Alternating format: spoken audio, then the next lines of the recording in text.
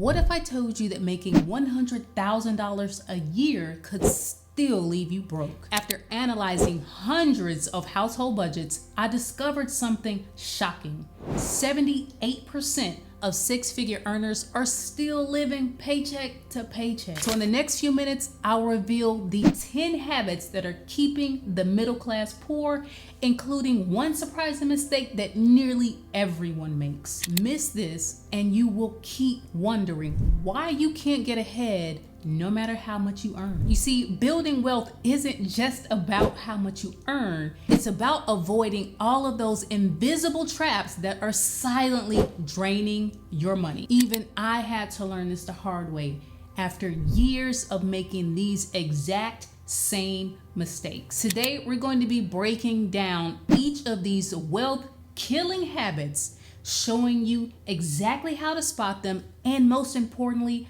how to fix them. Stay until the end because I'm going to share a bonus habit that changed my entire financial life. What's up, everybody? I'm Rashida. I'm your guide to smart money moves. I started investing at the age of 17 years old. I became a millionaire by the time I was 40, and I did it all on a public servant's salary. I'm going to show you how you can do it too. But before we dive in, take a minute, subscribe to the channel, hit the notification bell, because on this channel, we are all about turning your income into real wealth. Now, let's start with the first habit that is costing you thousands of dollars right now. Picture this. You walk into a store for a $1,000 couch that you love. When the salesperson says to you, that is just $50 a month. Them saying that is going to make it sound more affordable, right? Wrong. This is habit number one, the monthly payment trap. And so let me tell you about one of my biggest financial mistakes I made when I was in my 20s. When I was young, this is what my monthly payments used to look like. Auto loan payment, $200 a month. Credit card payment, $100 a month. Furniture, $50 a month. Student loan payment, $50 a month. My brand new cell phone, $30 a month. That is $435 in monthly payments. That $435 a month, while it may seem small, that equates to over $5,400 per year in monthly payments. If I had invested that $5,400 a month at 10% interest, it would have grown to over $32,000 in just 5 years. And so here's what the wealthy know that the middle class doesn't. Monthly payments is like financial quicksand. Every new payment reduces your ability to build wealth. The solution is the cash only rule. If you cannot buy it in cash, then you need to understand that you cannot afford it. The only exception to this rule is a reasonable mortgage that you can actually afford. Meet my buddy Stubbs. He just got promoted and immediately went out and bought a $70,000 Tesla. I need to look successful is what he told me. Fast forward 3 months later, he is calling me panicking about his finances. And so this one is what I call status symbol syndrome, and it is killing your wealth potential. And so let me share some stats with you that are going to blow your freaking mind. 78% of millionaires drive cars that are 3 years or older. The average millionaire's watch costs less than $500, and most wealthy people spend less than $100 on a pair of jeans. And so while everyone else is buying things to look rich, actually wealthy people are investing their money. The fix is going to be before every major purchase, you need to ask yourself this question: am I buying this for me or for other people's opinions of me? If it is the latter, then walk away from that purchase. Have you ever bought something simply because it was 50% off? Let me share a shocking experiment that I did a few years back. I tracked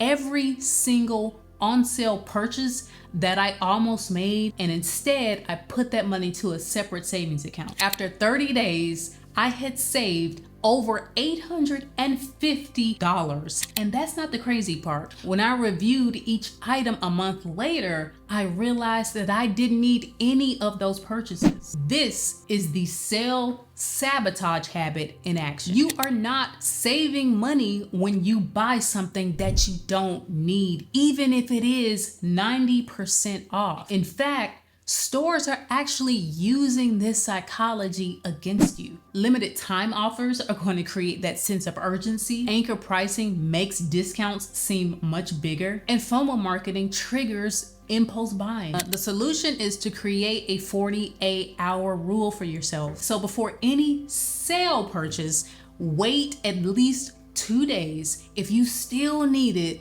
in 48 hours, and if it fits your budget, then go for it. But you're going to be amazed at just how often that urgency fades. Now, this next story makes me cringe because it is my own biggest money mistake. When I got my first big raise, which was an annual increase of over 45%, I thought that I had finally made it. Within 1 year's time of that raise, I had moved into a bigger place that was going to cost me an extra $400 a month. I upgraded my gym membership, which was going to cost me an additional $70 a month. I was dining out at nicer restaurants, which was costing me an extra $300 a month. And I bought new furniture and electronics. That was an extra $200 a month. And so within that 1 year, my total lifestyle increase was costing me $970 a month. Now, my actual raise after taxes was $1,250 a month. How much was I actually saving after that big raise? Only $280 a month. And so this, y'all, is lifestyle creep. It is the biggest silent killer of wealth building. Your income rises, but your wealth doesn't, because you are too busy spending everything that you make. Now, here's going to be the wealth builder's alternative to this. When you get a raise, immediately direct 70% of that raise to investments before you get a chance to spend it, before you get used to that extra money coming into your checking account every month.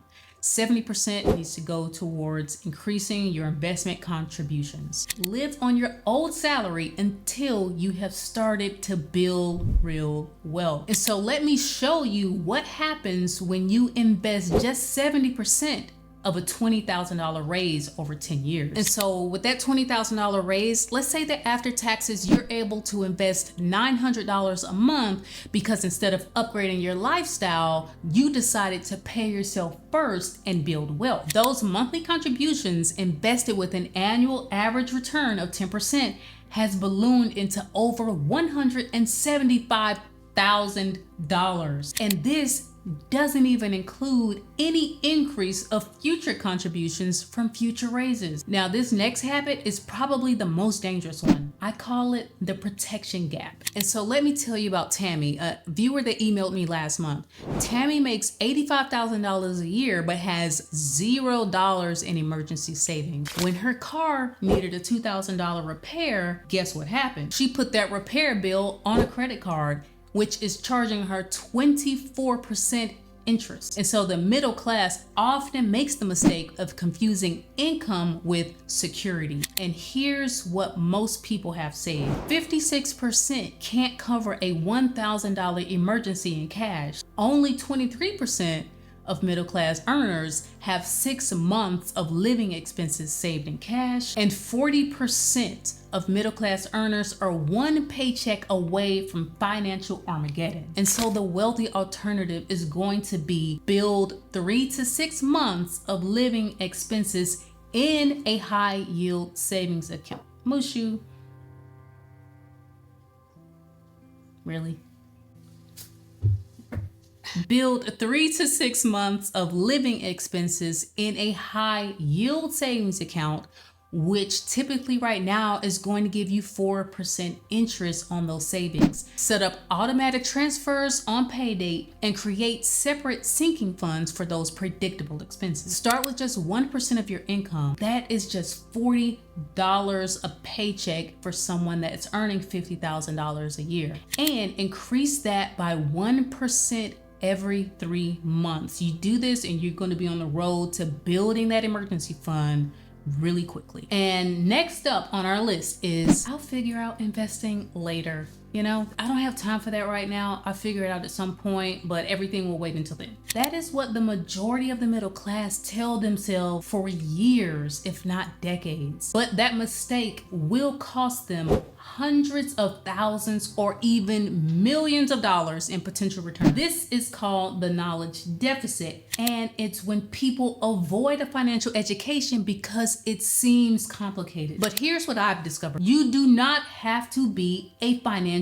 genius to build wealth. That is a myth, and a myth that I feel has been perpetuated by the financial services industry. And so let's prove this with some very simple math. If you invest just $500 a month in a low-cost index fund with an average rate of return of 10%, over 20 years, you will have almost $350,000, because time in the market is going to be timing the market or coming up with some complex investment strategy. So you are going to start with your company's 401k match, look at low-cost index funds, and you are going to commit to making automatic monthly investments no matter what. And so the solution to get over this financial education hurdle is to commit to learning just one financial concept every week. That is going to be 52 wealth building tools per year. Imagine what you will learn over time if you invest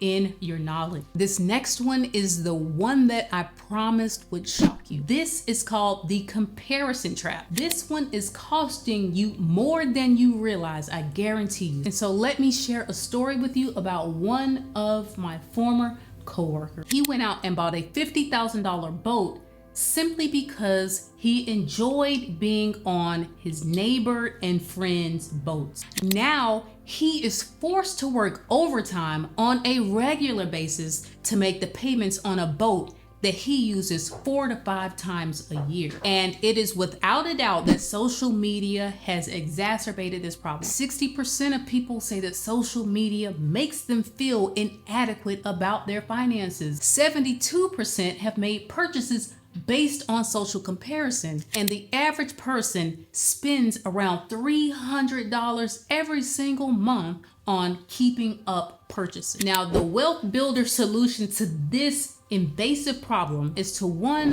unfollow accounts that trigger spending. Create a value-based spending plan, meaning you are committing to spend things that are truly valuable to your life. And last but not least, you're gonna focus on tracking your progress and not others. Which brings us to the next habit on our list, the income illusion. I just need to make more money. I hear this all the time, but it is a dangerous illusion, and here is why. I have literally known doctors that make over $1 million per year in income that feel broke, and teachers that have been able to build multi-million-dollar portfolios. The difference is income is what you make, but wealth is what you keep. So that doctor spending more money than he has is literally broke. And so the middle class mistake that is often made is focusing solely on earning more and more over time while ignoring your spending habit. And so the wealthy approach to this is going to be to make sure you are tracking your net worth on a monthly basis. You have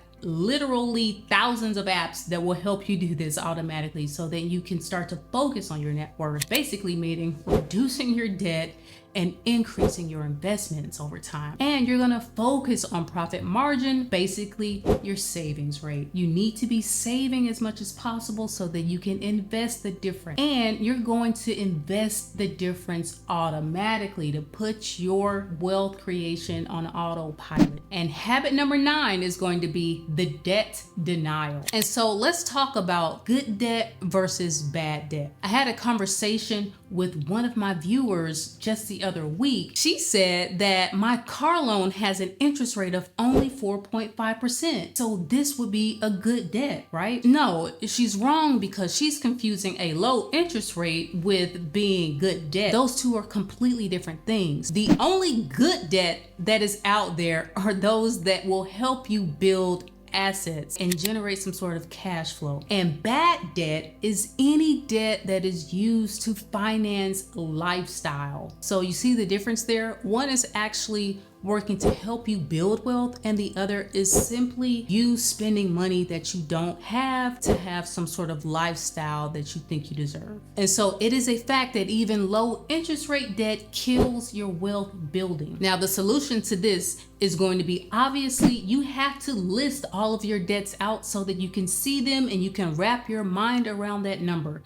Then you're going to have to come up with a plan to pay this debt down aggressively, because when you do this, you're going to free up so much more money to then invest and start on that wealth building journey. You can use things like the debt snowball method, where you're basically going to pay off your smaller debts first. Once you knock those out, you're going to use those payments you would have been spending on paying off those debts to apply to the bigger debts. All right. You're not going to go out and start spending that money. You're going to pay off your other debts faster. And then you're going to have to commit to stop adding new debt. And that brings us to habit number 10, the tomorrow trap. The tomorrow trap is waiting for the perfect time to start building wealth. When the truth is, there is no perfect time. You're never going to feel ready. The best time to start was yesterday, but the second best time is today. And so let me show you why starting right now is so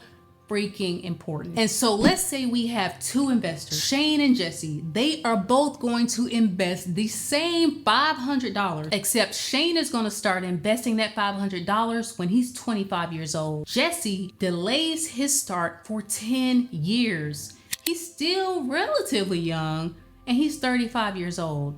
Let's see how they shake out in the end. When they both retire at 65 years old, Shane is going to have $4.3 million because he started 10 years earlier than Jesse. Jesse is going to only have $1.6 million. Do you see the massive difference that time made? It's huge. It's everything, guys. And so your action plan has to be start today if you haven't started already. You're going to start with 1% of your income, and you're going to increase that contribution every 4 months by another 1%. That way you're going to slowly increase the amount of money that you are investing over time. And so now you know the 10 habits that are keeping the middle class stuck. But knowing isn't enough. You got to take action. And so here's what I want you to do right now. You're going to go and open up your banking app right now. Look at last month's transactions, and I want you to identify which of the 10 habits are showing up in your spending. And I want you to put in the comments below which habit you're going to tackle first. I read every single comment and I respond to as many as I possibly can. And if you've decided that today you're going to get serious about investing, but you have no idea where to start, check out my next video on investing for beginners. I'm going to walk you through exactly how I broke free from a lot of these habits and started building toward my first $100,000 in savings. I will see you guys on the next one. I appreciate you. I'm out. Happy ho! No, buddy. One last time. Hello! Say hey, everybody. Oh, Lord, she's silly. All right. Bye, everybody. See you guys on the next one. Hello!